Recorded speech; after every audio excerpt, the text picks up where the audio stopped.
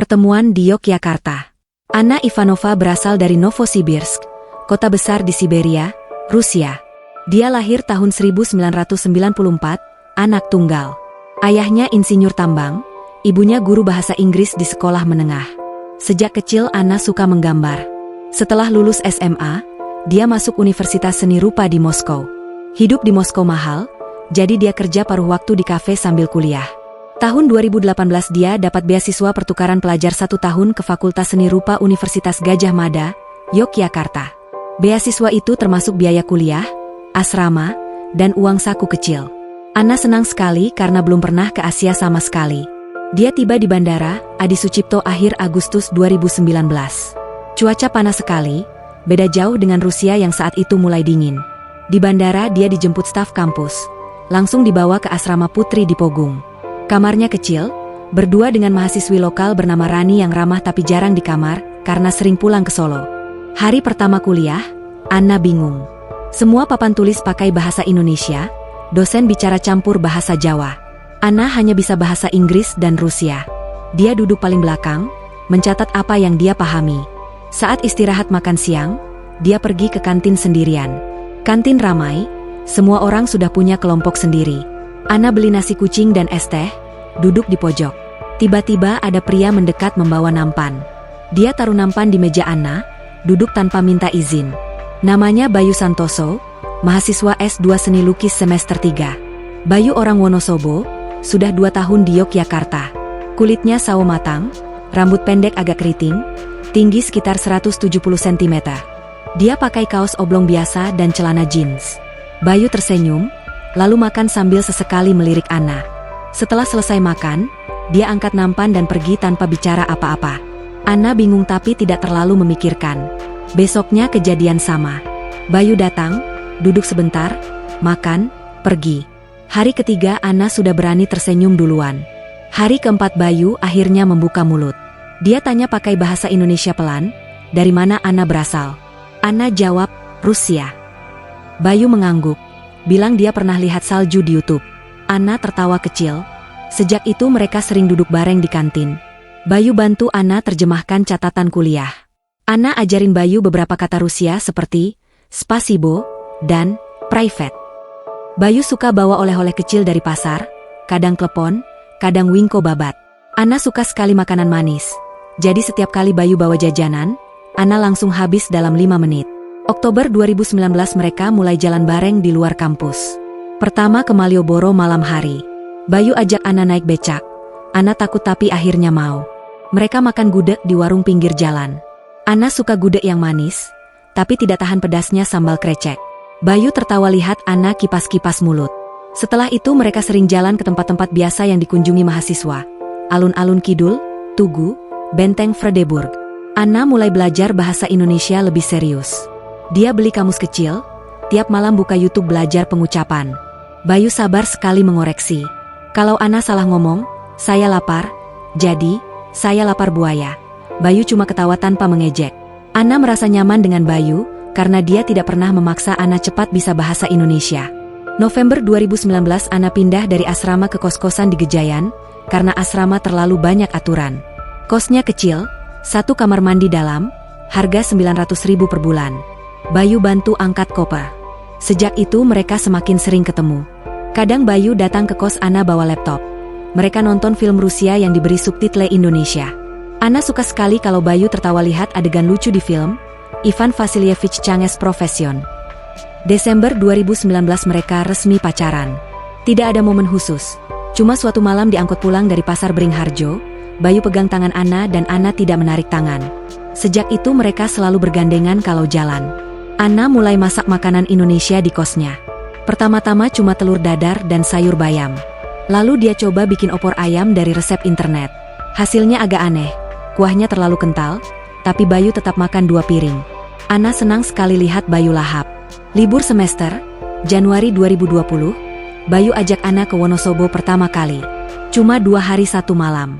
Rumah orang tua Bayu di desa dekat Dieng, rumah bata biasa, halaman luas. Ibunya Bayu, Bu Sri, ramah biasa saja. Ayahnya, Pak Soeharto, lebih pendiam. Mereka kira Anna cuma teman kuliah biasa. Anna dibawa ke kebun kentang. Dia kedinginan pakai jaket tebal, tapi tetap senyum lebar lihat gunung. Pandemi mulai Maret 2020. Kampus tutup, kelas online. Anna harus pulang ke Rusia karena visa habis dan beasiswa selesai Agustus 2020. Penerbangan susah, dia sempat tertahan 2 minggu di Jakarta sebelum akhirnya terbang ke Moskow lewat Doha. Sebelum pergi, Bayu kasih Anna gelang tali merah putih yang dia buat sendiri. Anna menangis di bandara. Di Rusia, Anna kerja di galeri seni kecil milik teman kuliahnya. Gaji pas-pasan. Tiap malam dia video call sama Bayu minimal 1 jam. Bayu lanjut S2, buka studio lukis kecil di Sagan, mulai jual lukisan ke turis lewat Instagram. Mereka janji tetap pacaran meski jauh. Anna mulai bilang ingin kembali ke Indonesia selamanya. Bayu bilang dia siap menikahi Anna kapan saja Anna mau. Anna mulai cari cara dapat visa kerja. Maret 2021 dia akhirnya berhasil dapat visa kerja lewat perusahaan penerbitan buku anak di Yogyakarta yang butuh ilustrator. Dia langsung beli tiket 1 kali jalan. Anna tiba lagi di Yogyakarta April 2021. Bayu jemput di bandara, mereka pelukan lama di tempat parkir. Mereka langsung cari kontrakan kecil di kota gede, 2 kamar tidur, harga 25 juta setahun. Mereka tinggal bersama meski belum nikah. Tetangga tidak terlalu peduli karena banyak mahasiswa yang begitu. Bayu sudah lulus S2, mulai serius jual lukisan ke galeri di Ubud dan Jakarta. Anna kerja dari rumah, ilustrasi buku anak, gaji cukup untuk bayar listrik dan makan sehari-hari. Mereka mulai nabung buat nikah. Anna bilang di Rusia cukup nikah sipil. Bayu bilang di sini harus ada walimah biar keluarga ridho. Mei 2022 Bayu melamar Anna di pantai Parangtritis. Cincinnya perak biasa, dibeli di Beringharjo seharga 250.000. Anna langsung bilang ya. Mereka duduk di pasir sampai malam, lihat bintang. Malam itu Bayu telepon Busri, bilang mau nikah sama Anna orang Rusia. Busri diam lama di telepon, lalu cuma bilang agar Bayu bawa Anna ke Wonosobo dulu supaya keluarga kenalan. Anna senang sekali. Dia pikir keluarga Bayu pasti ramah seperti orang-orang Yogya yang sudah dia kenal selama ini. Dia belum tahu bahwa keluarga besar Bayu sangat tradisional, dan belum pernah ada orang luar masuk keluarga mereka lewat pernikahan. Kunjungan pertama ke Wonosobo. Juni 2022, Bayu dan Anna naik travel dari Yogyakarta ke Wonosobo. Perjalanan 5 jam, melewati Magelang lalu naik ke dataran tinggi. Udara semakin dingin, Anna pakai jaket tebal yang dibawa dari Rusia. Bayu bilang nanti di rumah ibunya lebih dingin lagi karena dekat Dieng. Rumah orang tua Bayu berada di dusun kecil, 5 km dari kota Wonosobo. Rumah bata tanpa ket, atap genteng, halaman depan dipakai jemur kentang iris. Di belakang ada kandang kambing dan kebun sayur. Pagar bambu, gerbang besi sederhana. Di depan rumah sudah berdiri Busri, Pak Soeharto, dan Dika, adik Bayu yang masih kuliah di Semarang. Anna turun dari mobil sambil membawa tas kain berisi oleh-oleh, coklat Rusia dan syal rajut. Dia pakai kebaya kutu baru warna krem yang dibeli di pasar Beringharjo khusus untuk kunjungan ini, rambut pirang diikat rapi, pakai anting kecil. Dia salam dengan 2 tangan, kepala agak menunduk seperti yang diajarkan Bayu. Busri mengangguk kecil, Pak Soeharto balas salam biasa, Dika tersenyum lebar karena penasaran. Mereka masuk rumah. Ruang tamu kecil, lantai keramik dingin, ada almari kaca berisi piring antik dan foto keluarga. Anna duduk di kursi kayu, tangan di atas lutut. Busri langsung ke dapur menyiapkan teh hangat dan pisang goreng. Makan malam sudah disiapkan, mie ongklok, tempe kemul, dan sayur kolplai. Anna makan banyak karena lapar, memuji masakan dengan gerakan jempol. Busri cuma tersenyum tipis, tidak banyak bicara. Setelah makan, Pak Soeharto ajak Bayu ke ruang tengah untuk nonton televisi. Anna bantu Busri cuci piring di dapur belakang. Dapur masih pakai tungku kayu, asap sedikit mengganggu mata Anna. Busri tanya beberapa hal dalam bahasa Jawa campur Indonesia. Anna cuma paham separuh, jawab pakai bahasa Indonesia sederhana. Busri mengangguk-angguk, wajahnya tetap datar. Malam hari keluarga besar datang. Ada om dan tante dari tetangga dusun, sepupu yang kerja di kota, dan Pak D yang jadi guru ngaji. Semua mau lihat calon mantu bule. Mereka duduk melingkar di ruang tamu. Anna jadi pusat perhatian. Ada yang memperhatikan rambut pirangnya, ada yang memperhatikan kulitnya yang putih sekali, ada yang bertanya-tanya dalam hati kenapa Bayu tidak pilih anak lokal saja. Anna tetap tersenyum, meski mulai merasa tidak nyaman. Malam itu Anna tidur di kamar tamu yang biasa dipakai kalau ada saudara dari jauh. Kamar kecil, ada kasur lantai, lemari kayu tua, dan jendela menghadap kebun. Bayu tidur di kamar lamanya bersama Dika. Pagi-pagi sekali Anna terbangun karena suara ayam dan adzan subuh. Dia dengar Bu Sri dan Pak Soeharto bicara pelan di dapur. Anna cuma nangkap kata-kata seperti bule, beda, malu, dan tetangga. Dia pura-pura tidur lagi sampai Bayu mengetuk pintu. Hari kedua mereka diajak ke kebun kentang milik Pak Soeharto. Anna pakai sepatu kets, celana panjang, dan jaket tebal. Dia ikut mencabuti rumput liar di antara tanaman kentang. Tangan Anna kotor, tapi dia senang bisa ikut kerja. Pak Soeharto cuma mengamati dari jauh, tidak banyak bicara. Siang hari mereka makan di gubuk kecil di pinggir kebun. Nasi jagung, telur dadar, sambal bawang, dan daun singkong rebus. Anna makan lahap, Pak Soeharto akhirnya tersenyum kecil. Hari ketiga adalah hari terakhir. Pagi-pagi Pak Soeharto panggil Anna ke teras belakang. Dia duduk di bangku kayu, Anna berdiri di depannya. Pak Soeharto bicara pelan tapi tegas. Dia bilang keluarga besar tidak setuju Bayu nikah dengan orang luar, apalagi beda agama dan beda bangsa. Keluarga mereka selama ini selalu menikah dengan orang Jawa, dari desa tetangga atau paling jauh dari kota kabupaten. Pak Soeharto bilang pernikahan beda negara akan jadi bahan omongan tetangga seumur hidup. Anna cuma mengangguk, bilang dia mau belajar Islam kalau itu yang dibutuhkan. Pak Soeharto menggeleng pelan, bilang masuk Islam bukan cuma ucap 2 kalimat syahadat, tapi harus mengerti dan menjalani bertahun-tahun. Anna kembali ke kamar, duduk di kasur, menatap dinding. Dia mulai sadar bahwa masalahnya lebih besar dari yang dia bayangkan. Bayu masuk, lihat wajah Anna, langsung paham. Dia peluk Anna tanpa bicara apa-apa. Sore hari mereka pamit pulang. Bu Sri kasih oleh-oleh keripik kentang dan carica dalam toples besar. Anna peluk Bu Sri balas peluk sebentar lalu lepas. Pak Soeharto cuma salam tangan biasa. Dika antar sampai gerbang, peluk kakaknya lama. Di dalam travel pulang ke Yogyakarta, suasana mobil terasa dingin meski AC dimatikan. Bayu pegang tangan Anna sepanjang jalan, tapi tidak ada yang bicara. Anna tatap jendela, lihat sawah dan gunung yang berlalu. Dia tahu perjuangan baru saja dimulai. Dia belum menyerah, tapi dia juga sudah tidak lagi terlalu berharap semua akan mudah. Sampai di kota gede malam hari, mereka langsung tidur tanpa bicara banyak. Besok adalah hari baru, tapi bayangan kunjungan ke Wonosobo masih menggantung di pikiran mereka berdua. Tekanan keluarga makin kuat. Juli 2022 sampai Oktober 2022, Bayu sering pulang sendirian ke Wonosobo.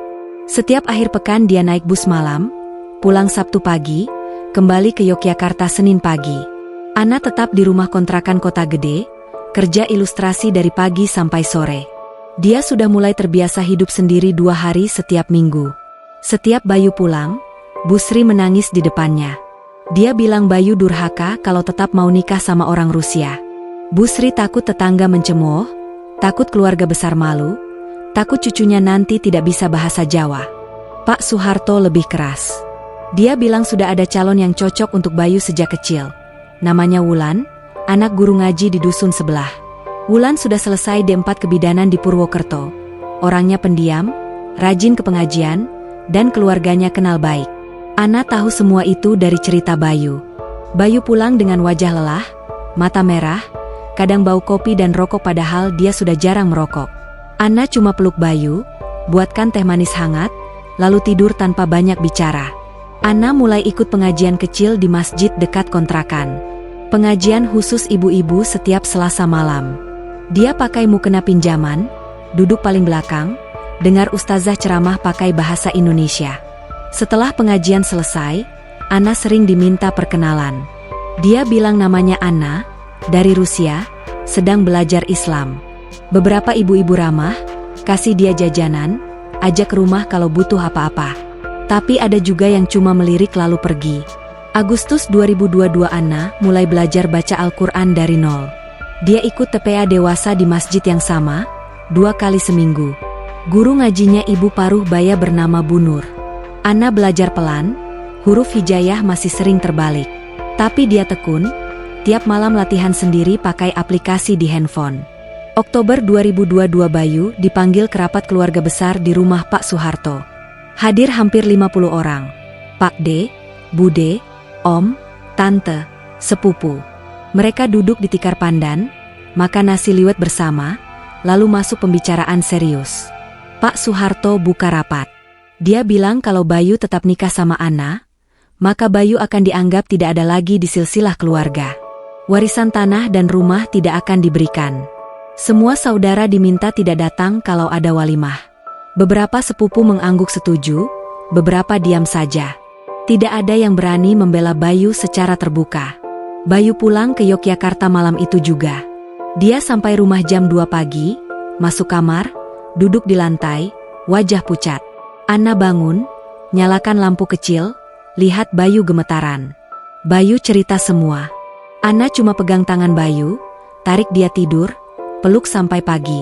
November 2022 Ana resmi masuk Islam di KUA Kota Gede. Prosesnya cepat karena sudah ada surat keterangan belajar dari masjid. Dia ucap syahadat di depan penghulu, Bayu jadi saksi. Namanya ditambah jadi Ana Nur Islamiyah. Hari itu juga dia ganti KTP dan paspor di kantor imigrasi. Ana video call orang tuanya di Rusia, kasih tahu kabar. Ayah ibunya kaget, tapi akhirnya bilang yang penting Ana bahagia. Bayu bawa salinan akta masuk Islam Ana ke Wonosobo minggu berikutnya. Dia tunjukkan ke Busri dan Pak Soeharto.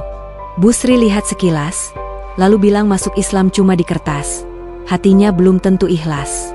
Pak Soeharto tidak mau pegang kertas itu, cuma bilang agama bukan main-main. Sejak hari itu Wulan semakin sering datang ke rumah, bawa kue, bantu masak, ikut ngaji. Busri perlakukan Wulan seperti calon mantu. Ana mulai sedih tiap malam.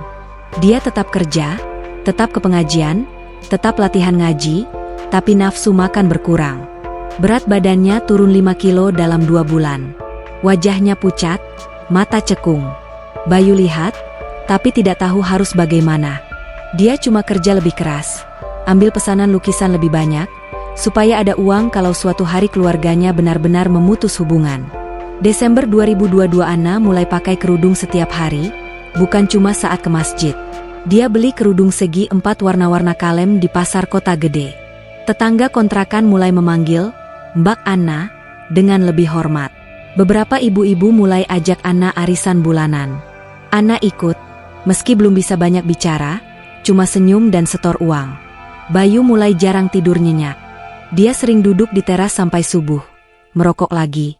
Ana tahu, tapi cuma diam. Mereka tetap hidup bersama, masak bersama, sholat berjamaah di rumah, tapi suasana rumah mulai berat. Mereka masih saling sayang, tapi tekanan dari luar semakin terasa setiap hari. Ana mulai menulis diari dalam bahasa Rusia. Dia tulis semua yang dia rasakan. Takut ditinggal Bayu, takut tidak diterima keluarga, takut gagal jadi muslimah yang baik. Tiap malam sebelum tidur dia baca lagi tulisannya, lalu menangis pelan supaya Bayu tidak dengar. Bayu tahu Ana menangis. Dia cuma peluk lebih erat, tapi tidak tahu kata-kata apa yang bisa menghibur. Mereka berdua tahu keputusan besar harus diambil dalam waktu dekat, tapi belum ada yang berani memulai. Keputusan nekat. Januari 2023, hujan turun hampir setiap hari di Yogyakarta. Bayu dan Ana duduk di ruang tamu kontrakan Kota Gede, lampu neon kecil menyala. Bayu habis pulang dari Wonosobo lagi, wajahnya lebih tua dari umurnya yang baru 34 tahun.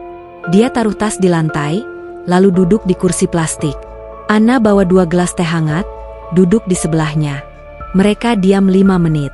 Akhirnya Bayu buka mulut, suaranya pelan tapi pasti. Dia bilang mereka nikah bulan depan, walau tanpa restu orang tua. Ana langsung mengangguk. Tidak ada tangis, tidak ada drama, hanya anggukan kecil. Mereka mulai rencanakan nikah sederhana. Tempatnya di masjid dekat kontrakan, hari Sabtu pagi tanggal 18 Februari 2023. Undangan cuma 40 orang. Teman kuliah Bayu, teman kerja Ana, tetangga dekat, dan beberapa ibu-ibu pengajian. Tidak ada undangan tercetak, hanya broadcast di grup WhatsApp. Bayu bilang dia akan minta adiknya, Dika, jadi wali hakim karena Pak Soeharto pasti tidak mau jadi wali. Dika awalnya takut, tapi akhirnya setuju lewat telepon malam itu. Ana pesan kebaya putih dan kerudung satin di penjahit langganan tetangga, total 750.000. Bayu sewa beskap hitam lengkap di toko dekat Malioboro, 500.000 untuk 1 hari. Makanan cuma nasi kotak ayam goreng dan aqua gelas, pesan di warung tetangga sebelah. Total biaya kurang dari 8 juta, semua dari tabungan mereka sendiri. 2 minggu sebelum akad, Bayu telepon Busri kasih tahu tanggal nikah. Busri langsung menangis di telepon, lalu matikan tanpa bicara apa-apa lagi. Bayu coba telepon Pak Soeharto, nomor tidak aktif. Dika cuma bilang, hati-hati mas, keluarga besar marah semua. Hari akad tiba. Pagi masih gerimis kecil. Masjid kecil penuh, tapi hanya dari pihak Ana dan teman-teman. Tidak ada satupun keluarga kandung Bayu yang datang. Ana pakai kebaya putih, kerudung menutup dada, riasan tipis. Bayu pakai beskap hitam, peci hitam, wajah tegang. Penghulu dari KUA tanya ijab kabul 3 kali. Bayu jawab lantang setiap kali. Setelah selesai, semua yang hadir salaman, peluk-pelukan, foto bareng. Ana menangis pelan, bukan karena bahagia sepenuhnya, tapi karena tahu ini baru awal dari sesuatu yang lebih berat. Malam itu mereka tidur di kontrakan yang sama, tapi sekarang resmi suami istri. Ana ganti nama di semua dokumen jadi Ana Nur Islamiyah Santoso. Mereka tidur pelukan, tapi tidak ada suasana bulan madu. Hanya rasa lega bercampur cemas. 2 hari kemudian kabar nikah sampai ke Wonosobo, lewat foto yang diunggah teman di Instagram. Busri langsung pingsan di dapur, tetangga bawa ke puskesmas.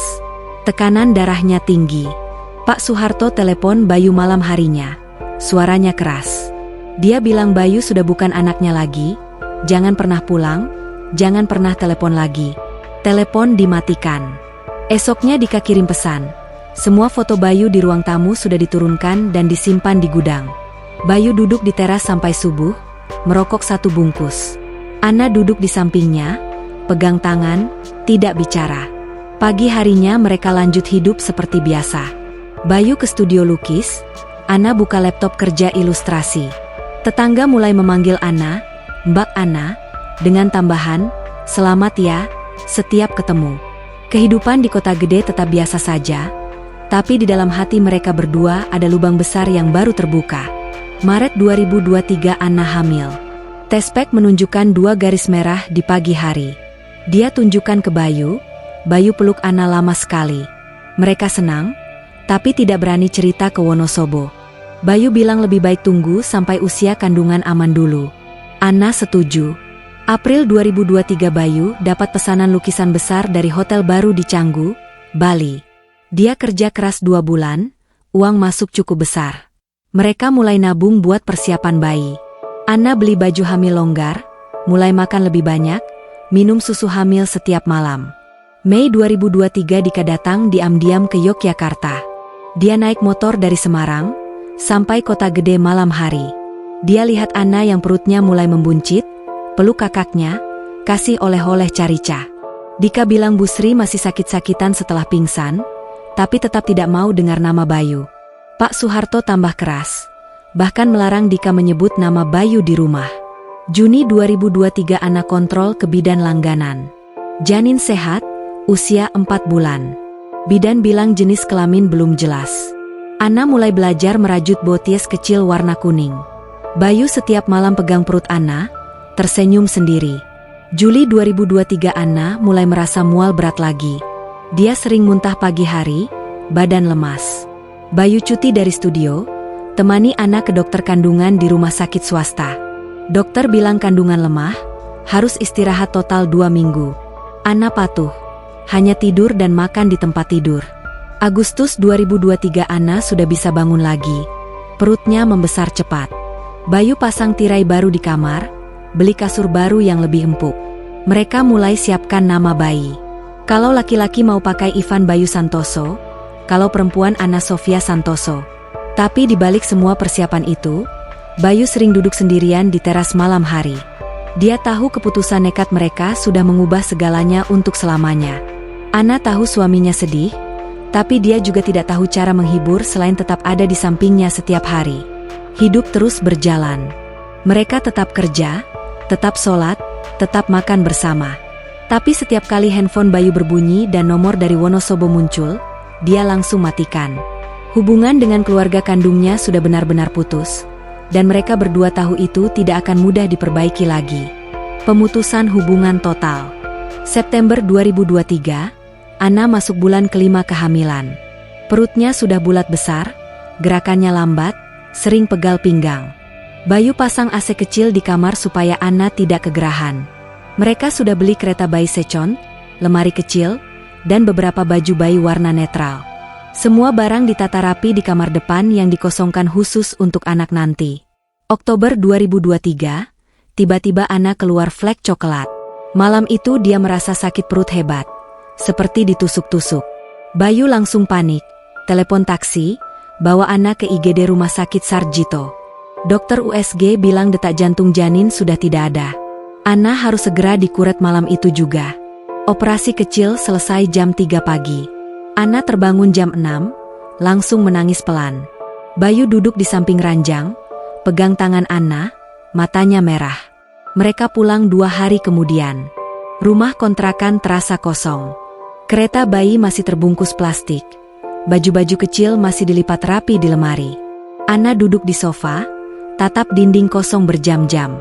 Bayu kerja seperti biasa, tapi pulang lebih cepat, masak sup ayam setiap hari supaya Anna mau makan.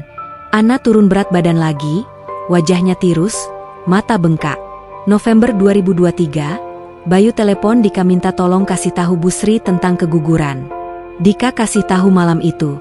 Pagi harinya Busri dan Pak Soeharto naik travel ke Yogyakarta. Mereka sampai di Rumah Sakit Sarjito, tapi Anna sudah pulang sehari sebelumnya. Mereka langsung ke Kota Gede. Sampai di depan kontrakan, Busri berdiri di luar pagar, Pak Soeharto ikut. Bayu keluar, lihat ibunya, langsung menunduk. Busri cuma berdiri di depan pintu kaca ruang tamu, lihat Anna yang duduk di sofa dari kejauhan, lalu berbalik pergi tanpa masuk. Pak Soeharto ikut naik travel pulang sore itu juga. Anna tahu ibu mertuanya datang. Dia lihat dari celah tirai. Setelah mobil travel pergi, Anna masuk kamar, tutup pintu, menangis sampai malam. Bayu cuma duduk di luar kamar, tidak berani masuk. Desember 2023 sampai Februari 2024, Anna jarang bicara. Dia tetap sholat, tetap kerja ilustrasi, tapi matanya kosong. Bayu mulai minum bir lagi di malam hari, 1 atau 2 kaleng di teras. Anna tahu, tapi pura-pura tidur. Bau alkohol mulai tercium di kamar. Mereka tidur memunggungi satu sama lain. Maret 2024, Anna mulai ikut kelas menggambar untuk anak-anak di sanggar dekat Tugu. Dia ajar setiap Sabtu pagi, 10 anak umur Juni 10 tahun. Anak-anak suka Anna karena aksennya lucu dan sabar. Uang les tidak banyak, tapi Anna mulai tersenyum lagi kalau pulang dari mengajar. April 2024, Bayu dapat proyek besar, melukis mural di kafe baru di Seturan. Dia kerja dari pagi sampai malam, pulang bau cat akrilik. Uangnya lumayan, cukup untuk bayar kontrakan 1 tahun lagi.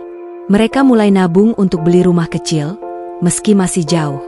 Mei 2024, Dika telepon bilang Pak Soeharto sakit liver, masuk rumah sakit Wonosobo. Bayu mau pulang, tapi Dika bilang jangan, ayah masih marah. Bayu cuma kirim uang 10 juta lewat Dika untuk biaya rumah sakit. Dika terima, tapi Pak Soeharto tahu dari mana uangnya, suruh Dika kembalikan. Dika simpan saja, pakai untuk obat. Juni 2024, Anna hamil lagi.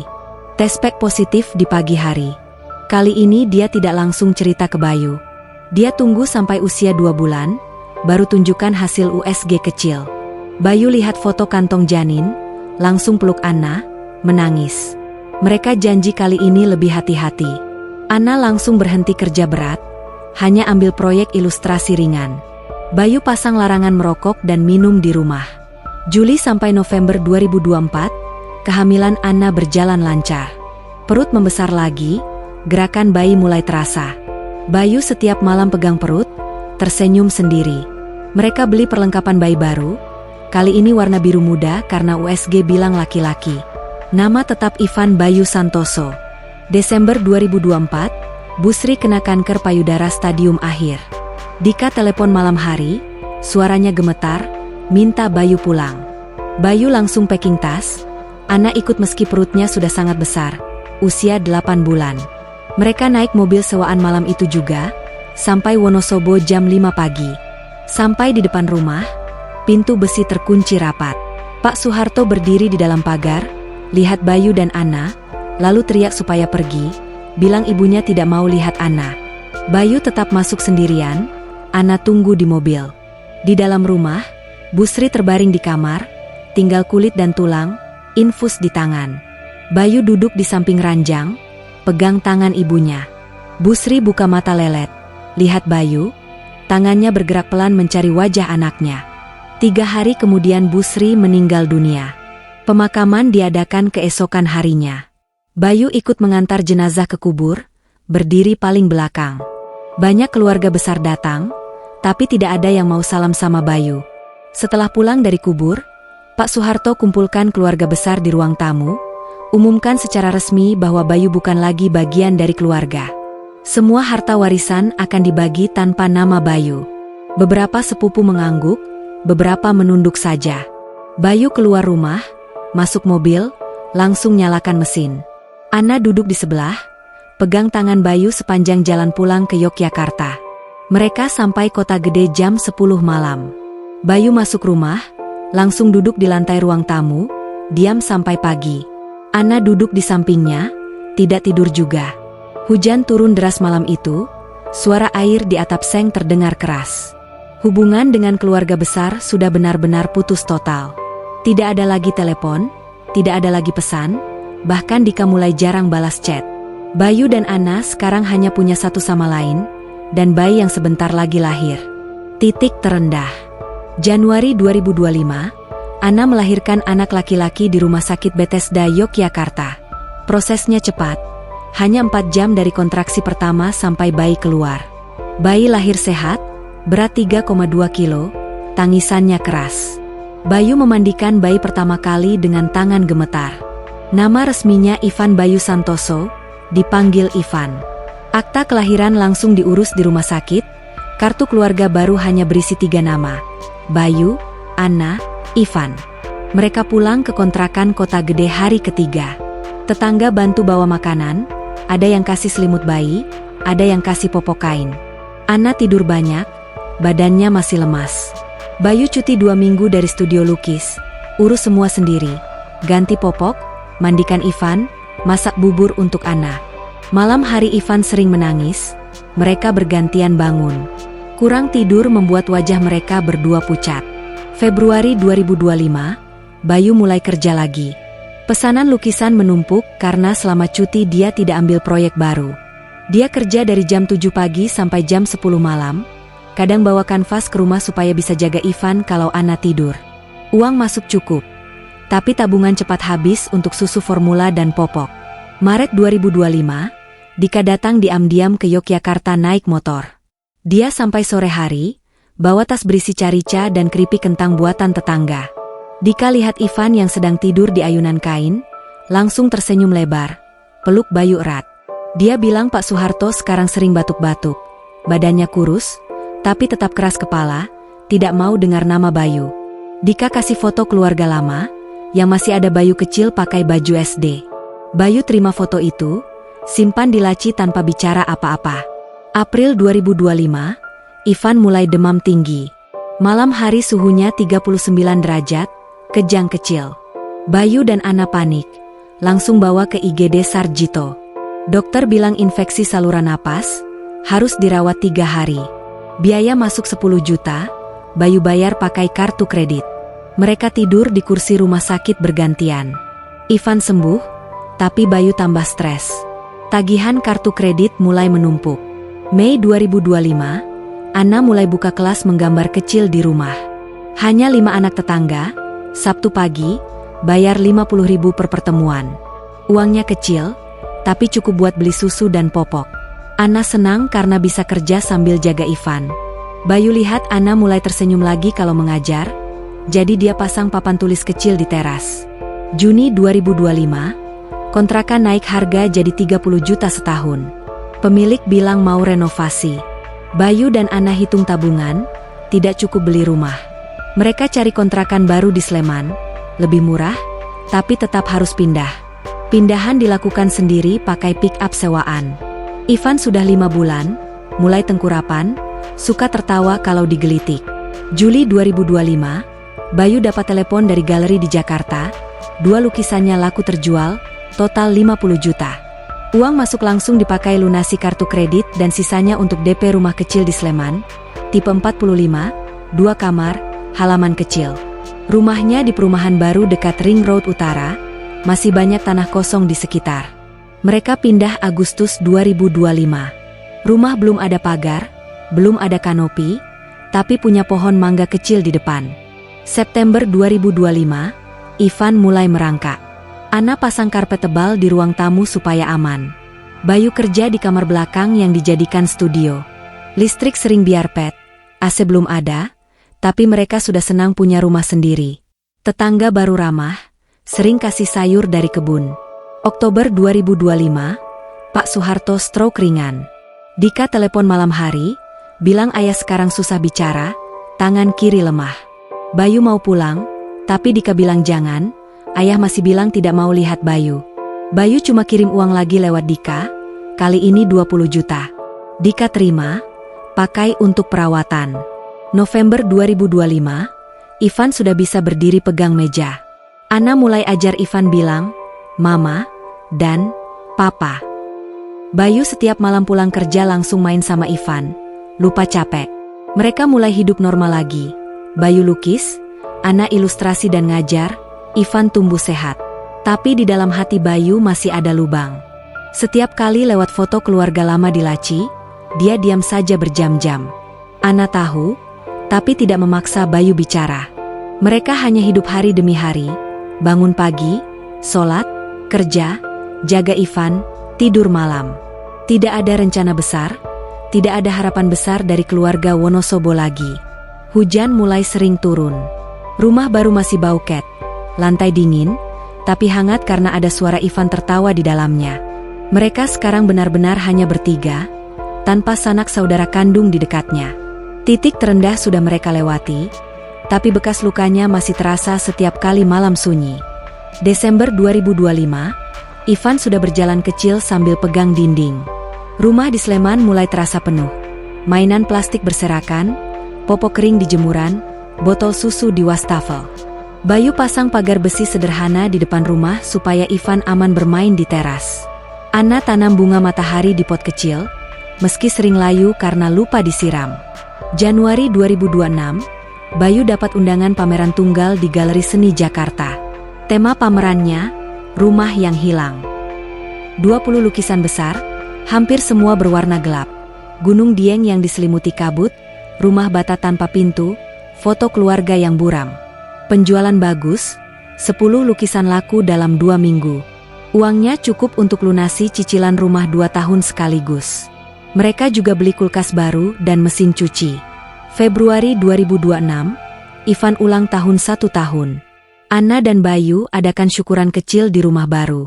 Undang tetangga perumahan, teman-teman dari kelas menggambar Ana, dan beberapa kolektor lukisan Bayu. Total tamu kurang dari 50 orang. Makanan cuma tumpeng, ayam goreng, dan es teh manis. Ivan pakai baju koko kecil warna biru, duduk di kursi bayi, makan nasi kuning dengan tangan. Semua foto, semua tertawa, semua ramah. Tidak ada satupun keluarga kandung Bayu yang tahu acara itu. Maret 2026, Ana mulai sering mual lagi. Awalnya dia kira masuk angin, tapi setelah telat haid 2 minggu, dia beli tespek di apotek dekat rumah. Hasilnya langsung 2 garis merah. Dia tunggu Bayu pulang malam hari, tunjukkan tespek di meja makan. Bayu lihat, langsung peluk Ana, cium keningnya berkali-kali. Mereka tidak terkejut lagi, hanya lega karena kehamilan pertama setelah keguguran berjalan lancar. April 2026, Ana kontrol pertama ke dokter kandungan di klinik dekat Ring Road. Janin masih kecil, detak jantung sudah terdengar. Dokter kasih vitamin dan minta Ana makan lebih banyak protein.